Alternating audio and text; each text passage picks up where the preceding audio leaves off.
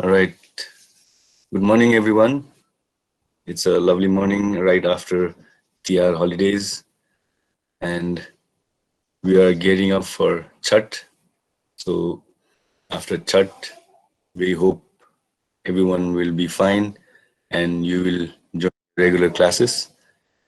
And hope that, like the fifth years, you will also get to come into BBKHS and we'll be together again.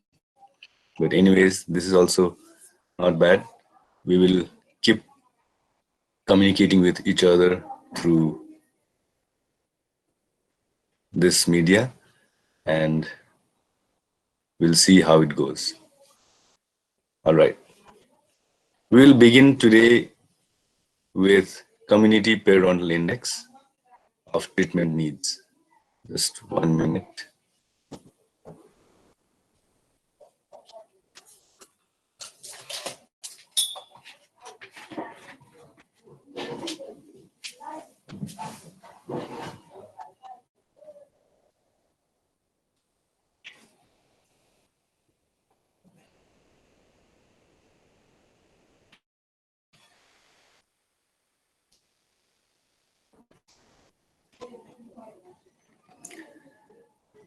It's called Community Parental Index now, but earlier it was called Community Parental Index of Treatment Needs. We will see how it goes. Then, if we cannot finish today, we will take the next class for it. So, please bear in mind. This was discovered by a joint working committee between the FDI and WHO in 1982. The authors were Ainamo, Barnes, Biagri, Cutres, Martin, Sardo Inferi. Okay, these were the 6 authors of Community Parental Index of Treatment Needs.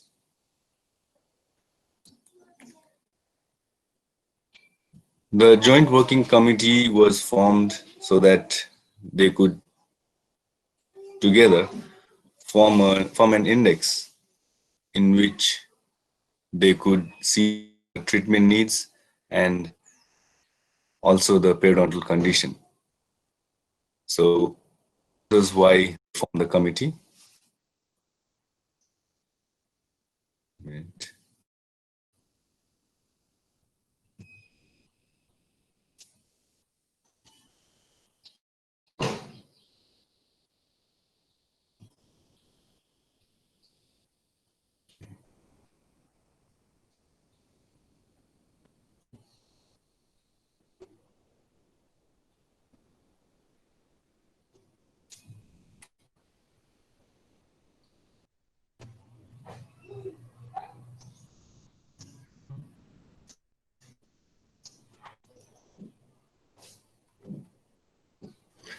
And the index was used to survey the periodontal treatment needs. That is, only those periodontal conditions which could be treated were involved in this. Okay, the serious periodontal conditions that needed serious treatment and could not be worked out in the regular practice were not included. This was used frequently in periodontal epidemiology. So this was initially used in developing periodontal health awareness, in initial screening for periodontal disease, and to monitor changes that were there in the periodontal health. The scope and purpose of this index was epidemiological surveys in periodontal health so that they could provide enough guidance and planning in the procedure. So, prevention and control of the periodontal health was also used in this, and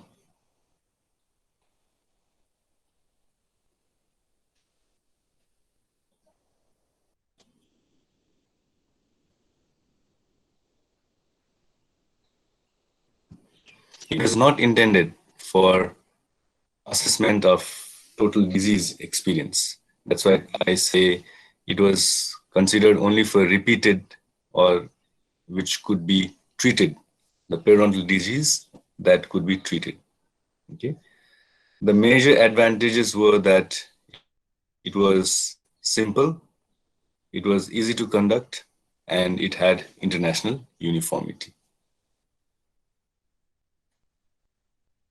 Treatment needs were those which were potentially responsive to treatment and could guide to a level or a magnitude of need for care.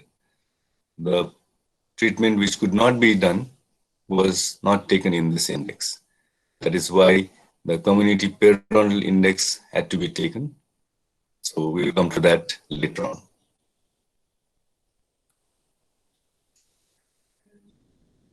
So if no disease was observed, no care was required, and if gingivitis was seen, self-care or plaque control could be advised.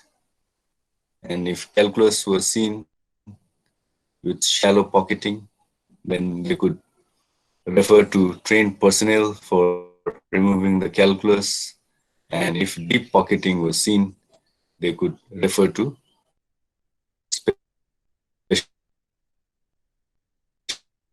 specially trained personnel for the purpose.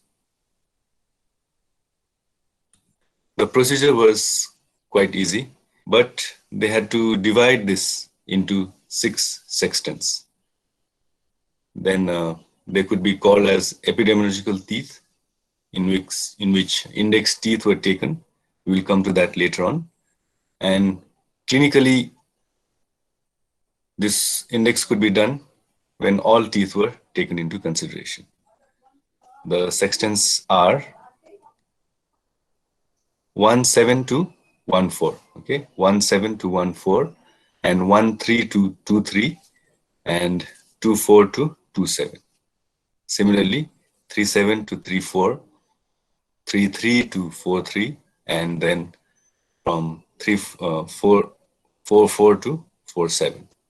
So these were the 6 sextants that were taken into consideration.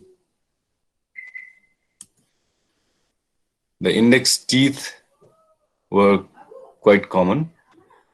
For those requiring epidemiological surveys, index teeth were taken, as you could see. And 17 or 16 could be seen for adults above 19 years. Then the 2 teeth were taken, the worst score was written. Then 11, and then 26 or 27. Similarly, 36 or 37, 31, and 46 or 47. For those up to 19 years, the teeth taken were 16, 11, 26, 36, 31, and 46.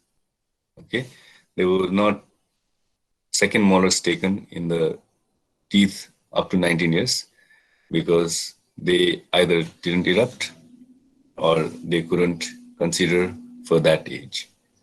Okay, so there were 2 categories of teeth taken for the index. For those 20 years and above, and for up to 19 years, this was how it was taken. So just remember this.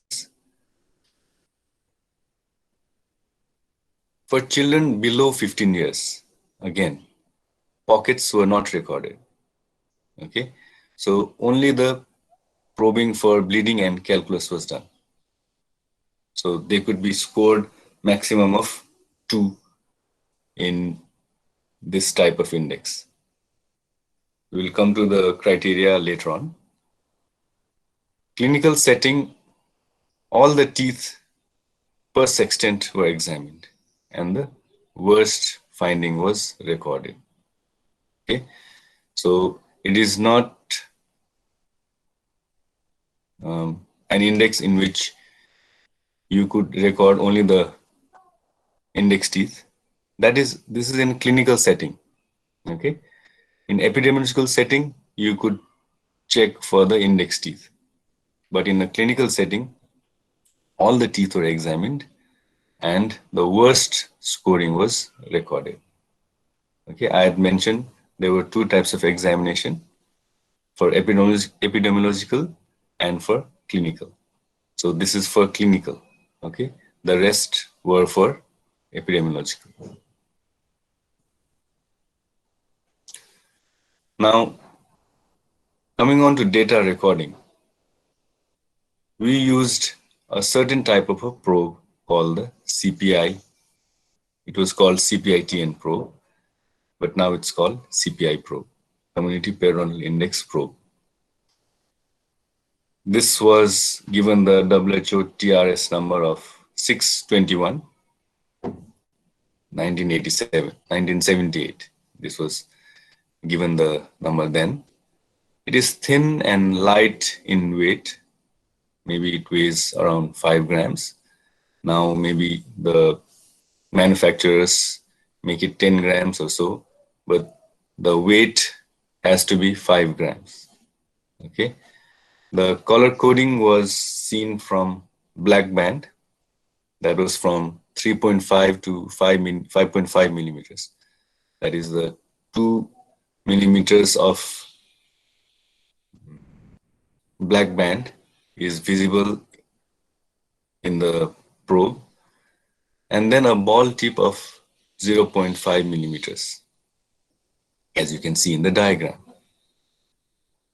And a variant of this, that is a clinical probe, was again manufactured. It had additional markings at 8.5 millimeters and 11.5 millimeters. You can see here at 8.5 millimeters, okay, and at 11.5 millimeters. So these were the additional markings for a clinical probe, and for epidemiological probe, only this black band is visible. So if you see a probe in which the black band is only seen, it is a epidemiological probe, and in which you can see 8.5 millimeter and 11.5 millimeter markings, it is considered as a clinical probe.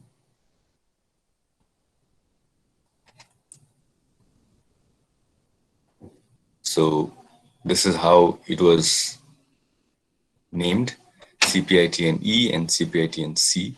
C is for clinical and E is for epidemiological. T does not have 8.5 and 11.5 markings. It has only the 3.5 to 5.5 band, whereas the C probe, the clinical probe, has 8.5 millimeters and 11.5 millimeters markings. Let's go on to probing now. The probing force, there were two types, called the working component and the sensing component. The working component was used to determine the pocket depth, whereas the sensing component was used to detect the subgingival calculus. Then 20 grams of force was used. Later on they said 25 grams. You cannot measure the force, but it is practically tested on the nail bed. Okay. When you insert the probe into a nail, it becomes blanched. That is all the force that is required for doing this. You should not probe hard into the gingiva, but practice it by probing it into your nail. And when the blanching occurs, you can say that you have applied 20 grams of force. It is inserted between the tooth and gingiva along the long axis of the tooth. And if you inflict too much of force, it causes pain. So you should be careful while probing into the gingiva. Probing sites from facial or lingual or parietal sides are mesial, the midline, and the distal. Okay, and for the other side, it could be distal, midline, and mesial. So what you do is you just withdraw and insert, withdraw and insert. This is known as walking the probe. Okay, you probe into it, you withdraw, insert, withdraw, insert. We usually check for the mesial, midline, and distal areas. If you want to check for more areas, you can check, but these are the three areas that you usually insert the probe into.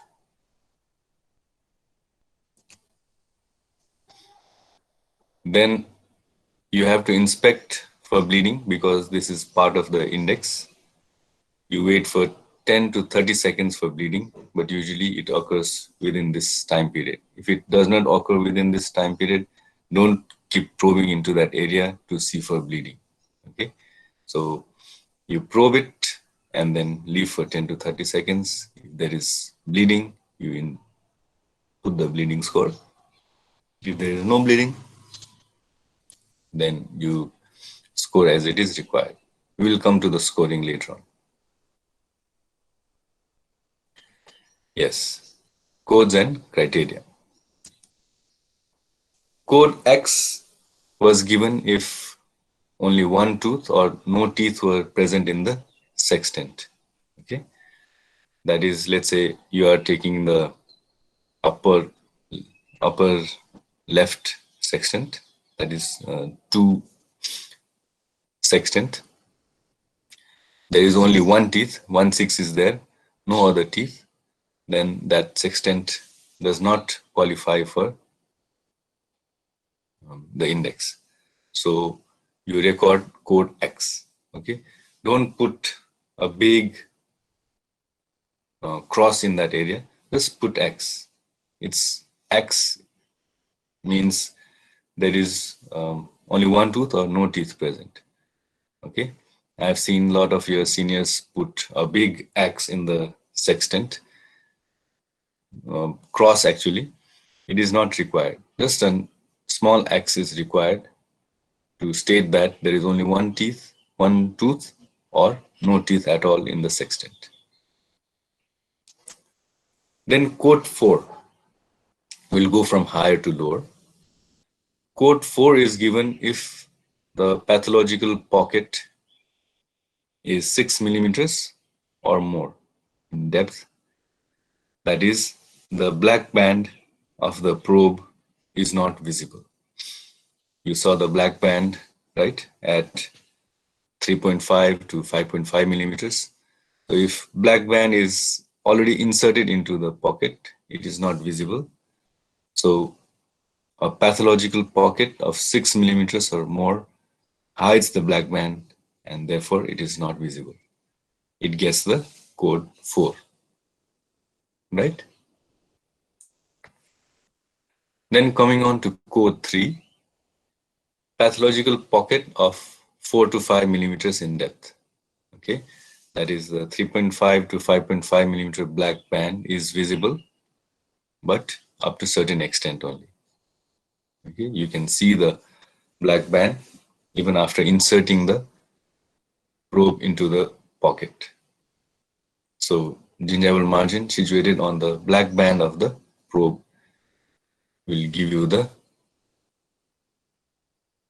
pathological pocket depth, and if it is 4.5 to 4 to 5 millimeters in depth, code 3 is given.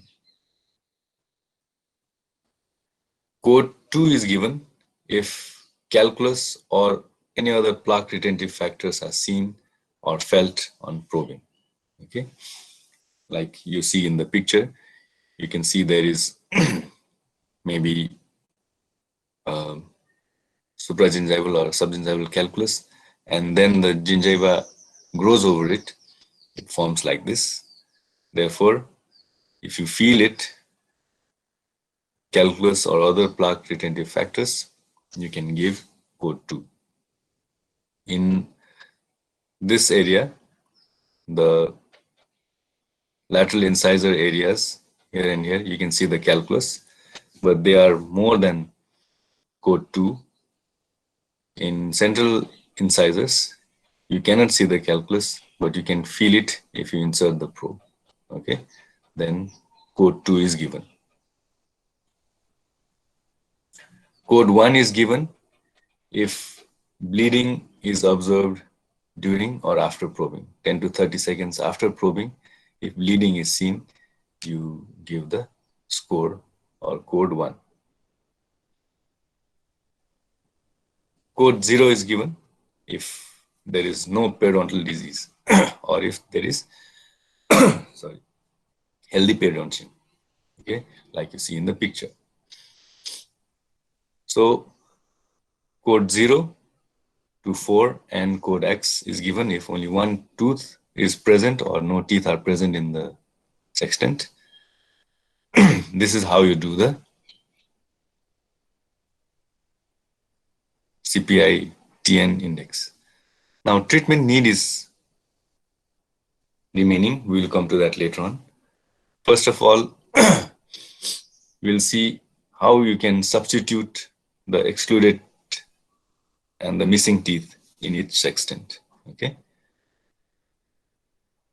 If 2 or more functional teeth are present in a sextant, then it is measurable. Okay. So either 2 or more functional teeth must be present in a sextant to be measurable. In the posterior sextant, one of the index teeth is absent or excluded. The remaining tooth or is only examined. And both index teeth are absent or excluded, then the remaining teeth are examined and the highest score is written. This is the scenario given to you. If, let's say, the index tooth or teeth are absent in a posterior sextant, the remaining index tooth is only examined. This is in people of 20 years or older. Okay, you see for 1.7 and 1.6. If 1.7 is missing, you check for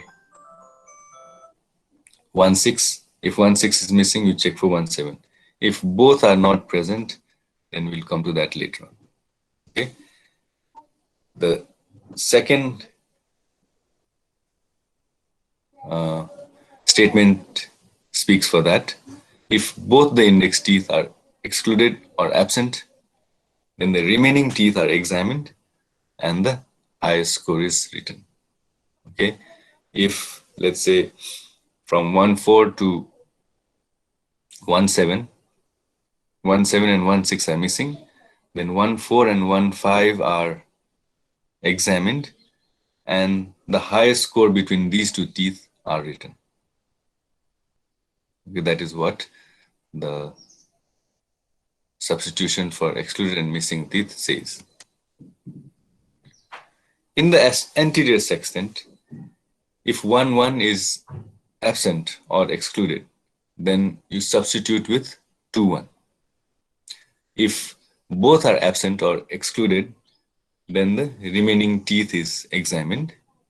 Remaining teeth are examined and the worst score is written. Okay, from 1.3 to 2.3. If 1.1 is absent, 2.1 is taken. If 2.1 is also absent, you include all the teeth and write the score of the worst teeth. Okay. Similarly for 3.1 and 3.1 to 4.1. In the subjects less than 20 years of age, that is, if first molar is excluded or absent, the nearest adjacent premolar is taken. Okay, so please be careful. That is, if you are doing the CPI-TN, right? First molar is absent or excluded, you include the nearest adjacent premolar. and all teeth in a sextant is missing or only one functional tooth is present, the sextant is excluded. This is for all, not only for subjects 20 years of age, 19 or younger, but for all the teeth. If all teeth in a sextant is missing or only one tooth is functional, the sextant is excluded. And a single tooth in a sextant, if it is there, it is considered a tooth in the adjacent sextant. And if the single tooth is an index tooth, the worst index tooth score is recorded. Okay, let's say 1/6 is present. Sorry, 2/6 is present, and the anterior sextant is present. The remaining teeth are absent. Then 1/6 will be considered the tooth for a anterior sextant.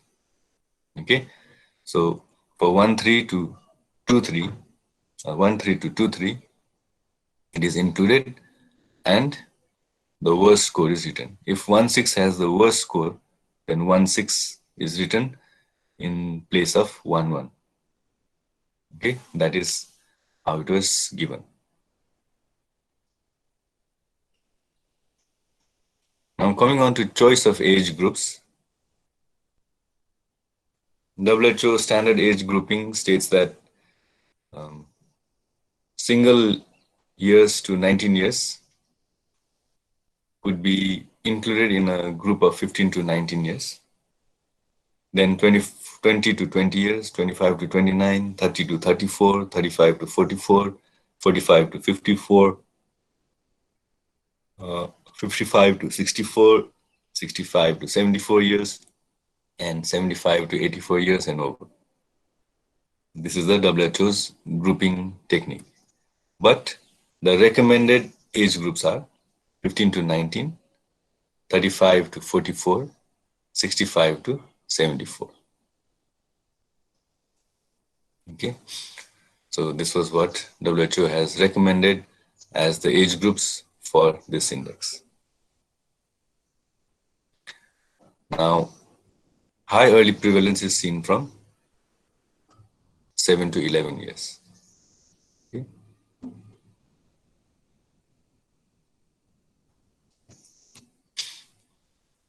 Then coming on to the treatment needs. Treatment needs includes treatment 0. Treatment need 0 goes for code 0 or code X, okay, for all sextants. That means no need for treatment. If there is code 0, you don't require treatment, and code X, you have excluded the sextant, so no treatment is required. Treatment number 1, treatment need 1 for code 1 or higher, okay, need for increasing the personal hygiene. So you only have bleeding on probing, which states that you need to increase the personal hygiene. Then code 2A. Now code 2 is divided into 2A and 2B. 2A is given if code 2 is seen or higher. That is need for professional cleaning of teeth, removal of plaque retentive factors, and same for treatment need 1, which states that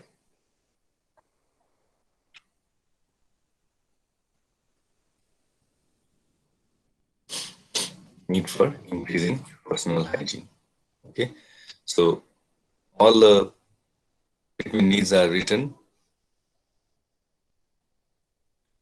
as the codes increase. Treatment need 2B is given in code 3, and the statement is same as above. Need for professional cleaning of teeth, removal of plaque retentive factors, and treatment need 1. Okay. And treatment need 3 is given where code 4 is seen. That is, it requires complex treatment, deep scaling, root planing, and complex surgical procedure is required. You give treatment need 3. This is what is required for CPITN, and calculation of CPITN can also be done. That is, step 1, you count the number of charts with different codes and add the codes individually. Then prevalence of subjects with codes 0, 1, 2, 3, 4 could be found out by adding up the individual counts and dividing the total subjects, then multiplying by 100. Okay. This is how CPITN is done. Okay, we'll just go back to it. Okay. Step 1 is count the number of charts with different codes, okay, and add the codes individually. And then you have to check the prevalence of subjects with various codes. You get the codes individually. So add up the individual counts and divide by the total of subjects. You get the prevalence of subjects with the various codes. If everyone has 0, it will come to 0. If there is some 0 and lot of ones, it will come to 1. If there is a lot of 2, it will come to 2, 3, and 4. So you will have to judge the population according to the codes given.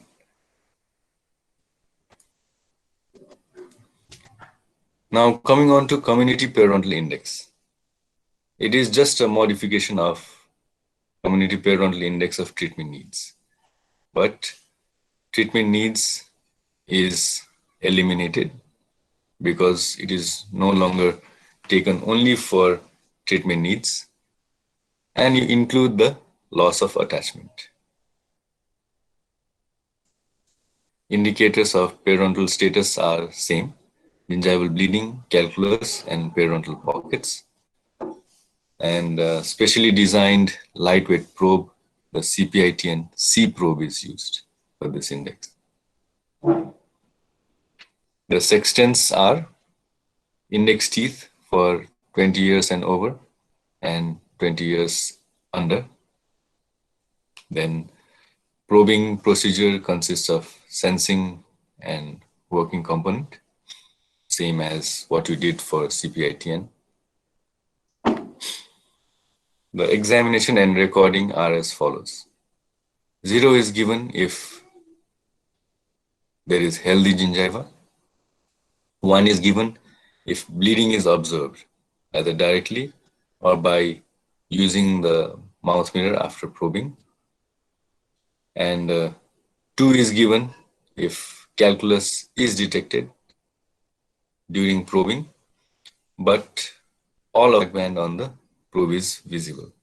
Okay, and code 3 is given. Score 3 is given if pocket is there of 4 to 5 millimeters. Gingival margin is within the black band of the probe. Okay, this is how you see the pocket. I'm sorry I didn't bring the probe. I could have shown you on the screen itself. Then code 4 is given if pocket is 6 millimeters or more. That is, the black band on the probe is not visible. Okay, because the black band ranges from 3.5 to 5.5 millimeters. And when you insert that, if it is not visible, you can say that code 4 is given. That is, pocket of 6 millimeter or more is seen. Code X is given if the sextant is excluded. That is, less than 2 teeth are present in a sextant. And 9 is given when the sextant is not recorded. Okay.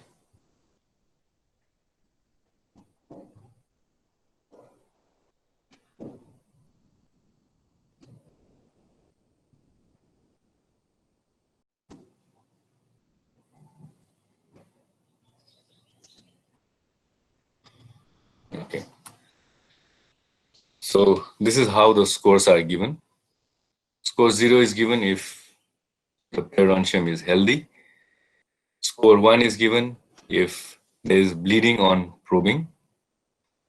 And score 2 is given if there is calculus present where you are probing. Score 3 is given where the pocket depth is 4 to 5 millimeters. You can see the black band, black band on the periodontal probe. And score 4 is given where the pocket is 6 millimeters or more. Okay, if it is 6 millimeters, suppose your eye is over here, you cannot see that. Okay, you can see only when you are seeing the cross section of the tooth. But if you are viewing from the left side, you cannot see the probe. Okay, this is the scoring criteria for the CPI. It's there in the book, so you can see the book. Then coming on to loss of attachment. Okay, you also check for loss of attachment in this index. Loss of attachment is nothing but the gingiva that is attached to the tooth is lost up to a certain extent. Okay. 0 is given if loss of attachment is 0 to 3 millimeters. That is, CEJ is not visible and CPI is 0 to 3. Okay, if CPI score is 0 to 3 and CEJ is not visible, you can give this score as 0 for loss of attachment. And 1 is given if CEJ is not visible and CPI score is 4. Or if CEJ is visible and loss of attachment is 4 to 5 millimeters, so you can give this score 1. CEJ is nothing but cemento-enamel junction. Okay, and you can see this only when the gingiva is reflecting. Code 2 is given when the loss of attachment is 6 to 8 millimeters. How do you measure this? You measure this by seeing the CEJ. CEJ lies between the upper limit of the black band and the 8.5 millimeter ring. Okay, the black band ends at 5.5 millimeters and the first black band, black ring appears as 8.5 millimeters. So if the CEJ lies between these two, we can give code 2. Code 3 is given if loss of attachment is 9 to 12 millimeters. That is, CEJ is between 8.5 millimeters to 11.5 millimeters ring in the CPI probe. And code 4 is given if loss of attachment is 12 millimeters or more. That is, CEJ is beyond the 11.5 millimeter ring. Code X is given if the sextant is excluded, that is less than 2 teeth present in the sextant, and 9 is given if it is not recorded. Don't worry, you can see this over here. This is a CPI score for loss of attachment. Score 0 is given if it is healthy tooth. Score 1 is given if loss of attachment ranges from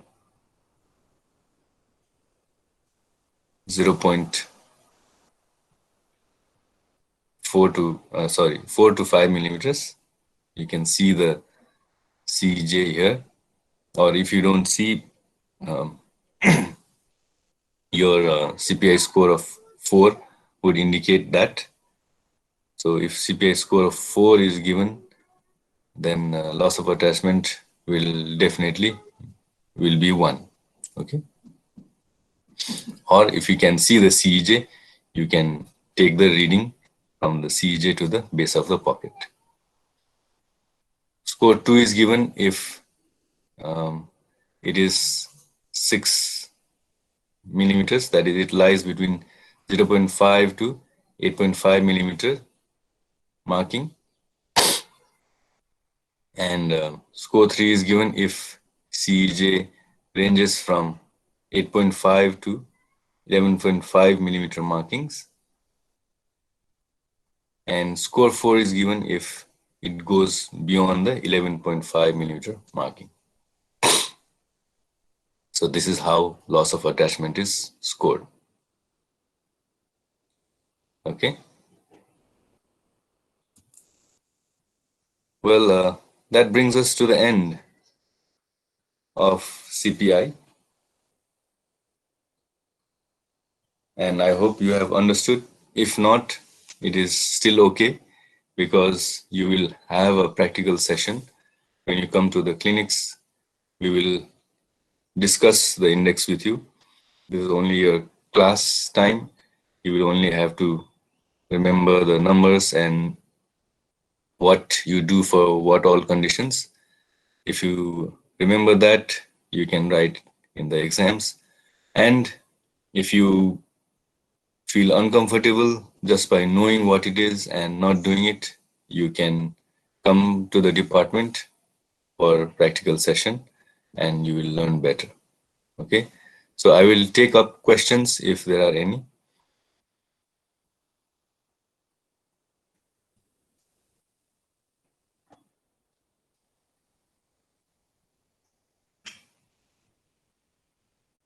Hello, am I audible? Yes, yes. Sir, good morning, sir. I Good was morning. curious to know if while accessing the CPI or plaque index or gingival index, what will we do in case of if there is a teeth which is implanted or RCT treated? Okay, that is a good question. If it is implanted or RCT treated, we cannot check the. You are talking about CPI or CPATN? Mm, I was talking about plaque index, CPI and CPATN both. Plaque index as Okay, well. okay. When you do this, if the teeth is, let's say, implanted, it is not considered the normal teeth anymore. So you cannot do the index for this teeth, for this tooth. Okay. But if it is, if there is, let's say, a reimplantation has been done. Let's say if 1.7 was removed and put in place of 1.6, and that has taken grounds over there, you can do this index. So if a tooth has been implanted from other sites, it can be done. But if it has been done so if technical um, procedure has been done, then you cannot do this index. So then, in that case, if in a section, if we have two tooth, but the tooth to be accessed is implanted, so in that case, can we Okay. exclude that section? Yes, Or yes. That is what you need to do. okay, thank you, sir. But many a times we fail, right? We fail to take into consideration that. So it's a good question. You need to really approach in a way that you can see that tooth is implanted. If the tooth has been implanted and another tooth is present, it is considered as not present. Okay, so an implanted tooth is considered a foreign candidate, foreign agent. So only natural tooth has to be taken into consideration according to this index. A good question. Thank you, sir. Okay, after Afroz, any other questions? You can ask. No, sir. Thank you, sir. I got the answer. I was curious to know. Okay. So any other questions? It's we still have 6 minutes to go. it's okay if you don't understand. It's very difficult to make people understand. And I didn't bring the probe. I was thinking about maybe you would come back, so I would have the classes. So I was not picturing that fourth years were not invited. So I was not prepared for this class. Otherwise I would have brought the probe and discussed with you in details. But anyways, it's I can spend the time some other classes, or when you come back, we can discuss this in the department, and it will be better for you if you discuss with um, the practical examples, and it will be easy for you to understand also. Right now, I think you will only picturize, right? What is this index? What you will do and all. But it's okay. It's okay to wonder what it is. But I think you can make something of it now, and most of it you can make of it when you do this practically.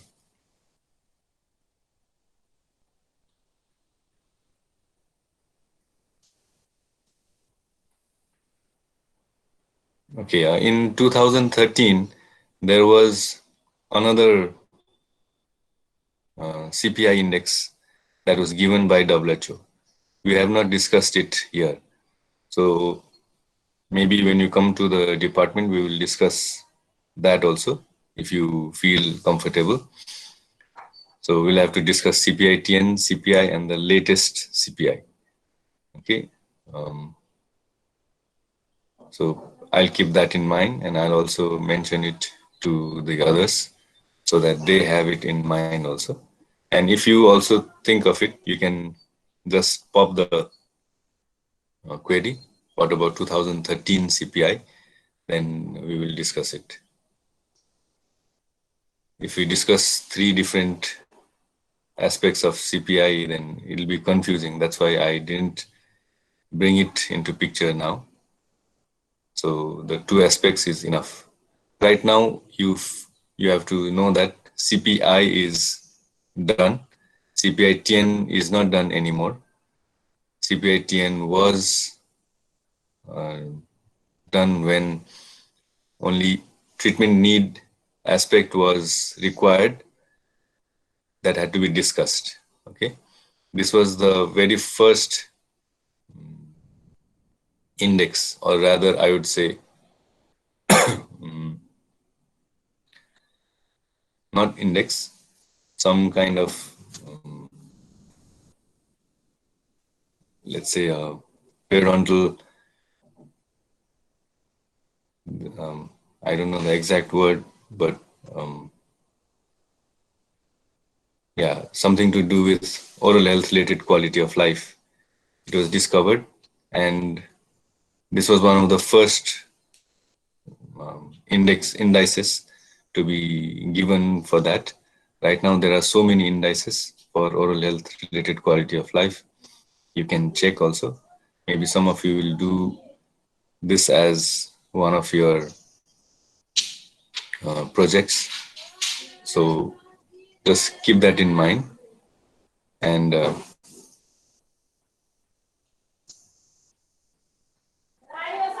yeah. Okay, if there are no more questions, I would be glad to answer if there are other questions at other times also.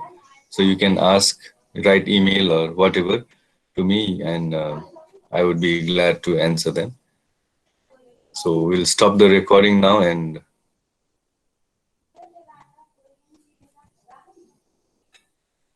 excuse me, sir.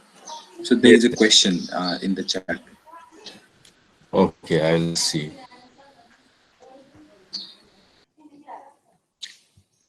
Okay, how can we differentiate if the bleeding is due to the wrong instrumentation or due to probing?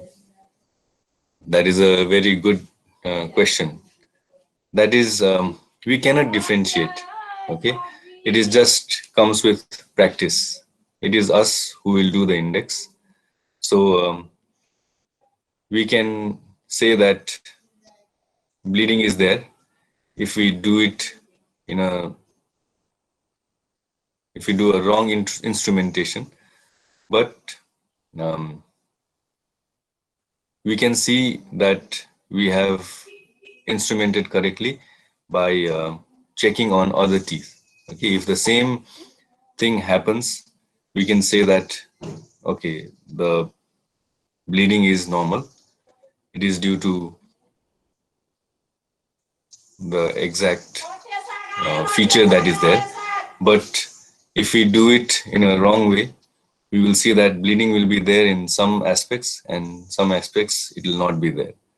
So yes, it is very difficult to differentiate bleeding due to wrong instrumentation and bleeding, the actual bleeding.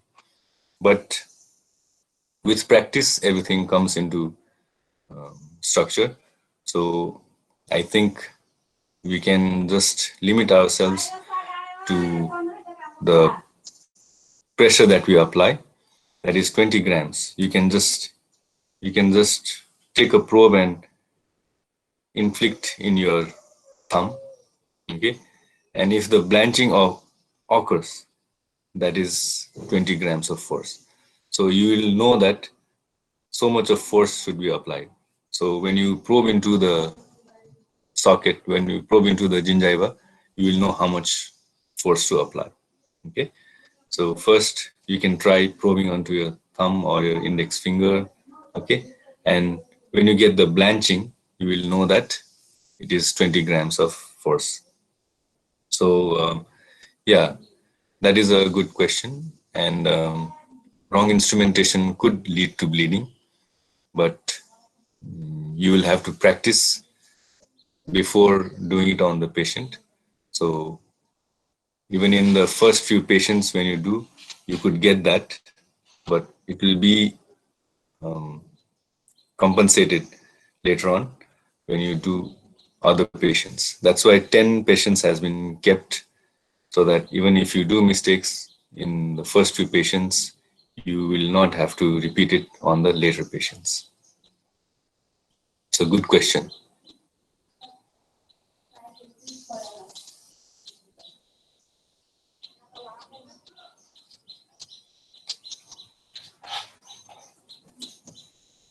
Okay, yeah.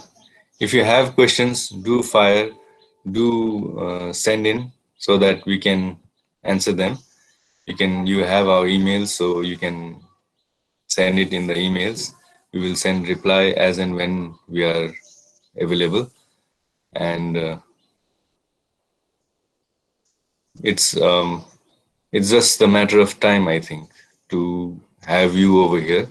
If it goes out well with the 5th years, we can have the 4th years come in, and it'll be a good time.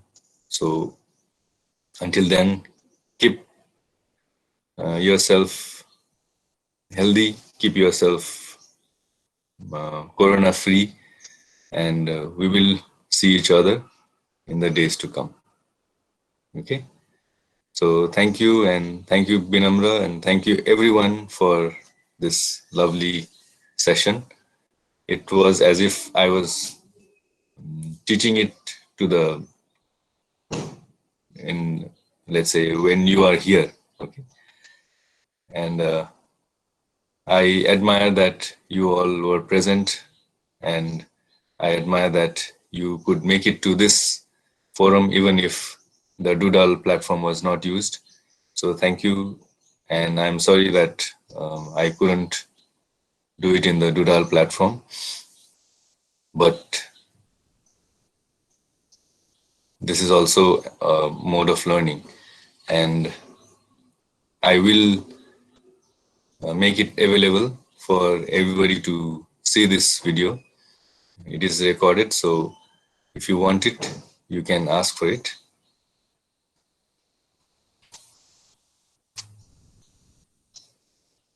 Okay then, thank you, and